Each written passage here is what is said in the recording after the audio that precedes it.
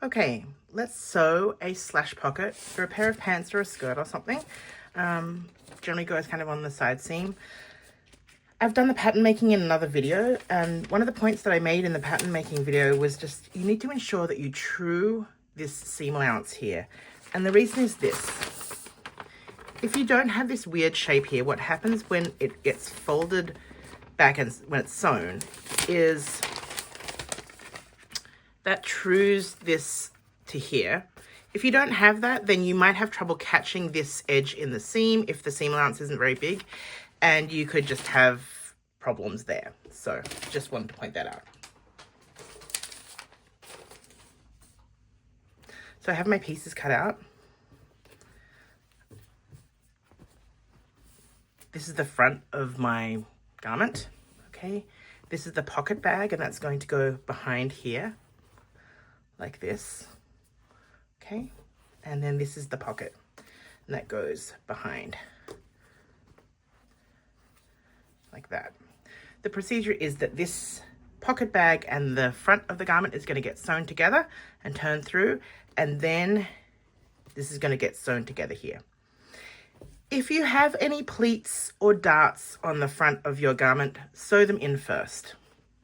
So I'm just going to pretend there's a pleat in here just so you can see how that works. And I'm going to just sew a fake pleat in.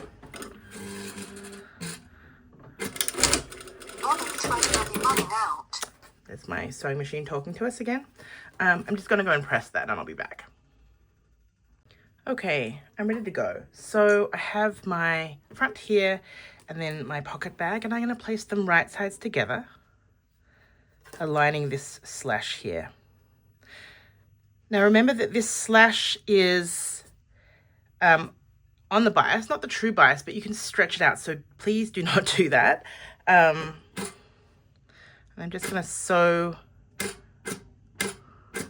with my 1 centimeter seam allowance or 3/8 of an inch, whatever you pattern made in there.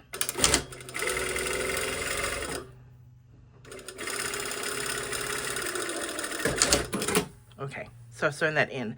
Now, this is an optional step, but because that is a bias, you can either interface just a thin strip right along there, or my personal preference is to use cotton tape. So this is just a cotton twill tape, very fine.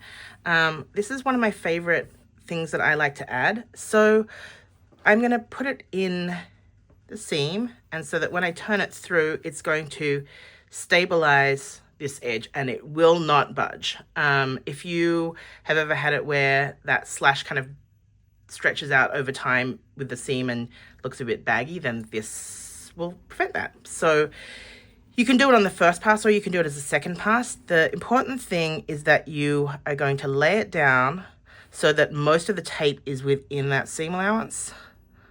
I'm just going to sew it as a second pass. Just anchor it in there. So I'm just catching the very edge of it.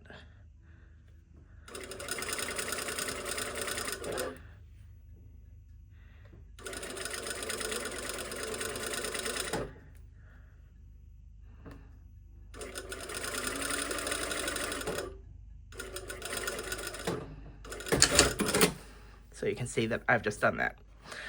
Okay, next step is we're going to grade it and understitch it. So we've got this bit of bulk here. I'm going to just trim away this edge as well. Just remembering to do it so that it kind of is like a staircase. So this is the shortest one, then this one, and then this is the longest part of the seam allowance.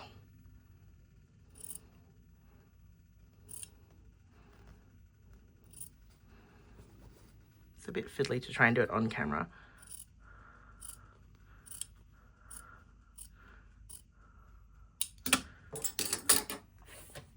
Okay, so you can see that's been trimmed away. And then what I'm going to do is I'm going to pull the pocket bag over and kind of open it out with my fingers. We're going to understitch it which means we're going to sew this seam allowance to the pocket bag just to hold everything nicely. I recommend not pressing before you do this. This will essentially do the best job you can do, but you do want to kind of pull open that seam, and I'm just sewing like a millimeter, like a pin's width away from that seam line. So remember, I'm sewing the seam allowance to the pocket bag.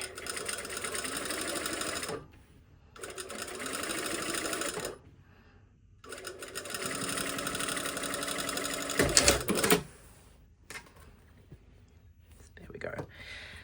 So now we have that sewn nicely there, and we're going to fold this back on itself. Okay, along that seam line, you can see you've got our understitching there. Now I'm going to go press it, and I'll be back. Okay, it's nice and pressed. You can leave that edge as is, or you can top stitch or pin stitch it. I'm just going to do a quick top stitch.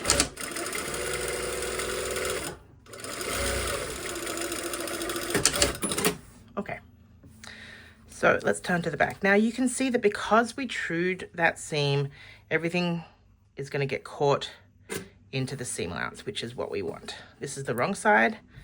And then I'm going to place my pocket just on top like that. And it should match exactly with your pocket bag because you kind of cut them from a really similar pattern.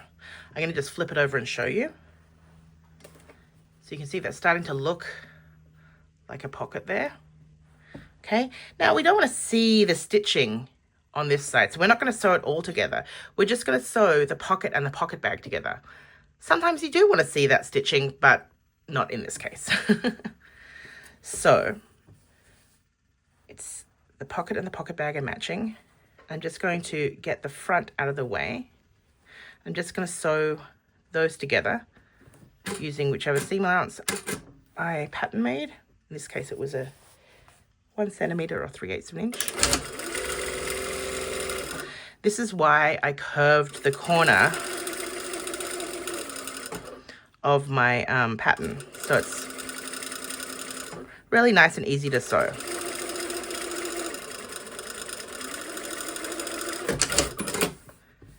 There we go. Now you would finish this edge, however you're going to do it, bind it, overlock it, whatever. We're almost done. So we have a pretty functioning pocket here. I can, you know, put things inside it and nothing's going to fall out, except, you know, it is going to fall out the side. So what I recommend doing at this point is just putting in a little stay stitch within the seam allowance. So just to hold everything together so that when you're sewing your side seam, you don't accidentally, you know, leave this pocket bag out and then all your stuff will fall out of this hole. So I just recommend just a 1/4 inch from the edge, or half a centimeter. Okay, and then the same at the top. What's important is that if you have a pleat, that the pocket sits behind the pleat and it's not pleated with the pants, if that makes sense. So you can do it from this side if you want to. I had a bit of truing because I actually had, the pattern was for a dart, but I didn't do that. So anyway.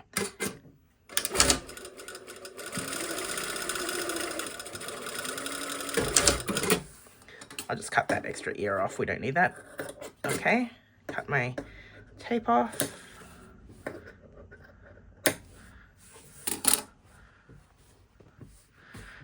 Then we have our slash pocket ready to put things in. From the wrong side, it looks like this.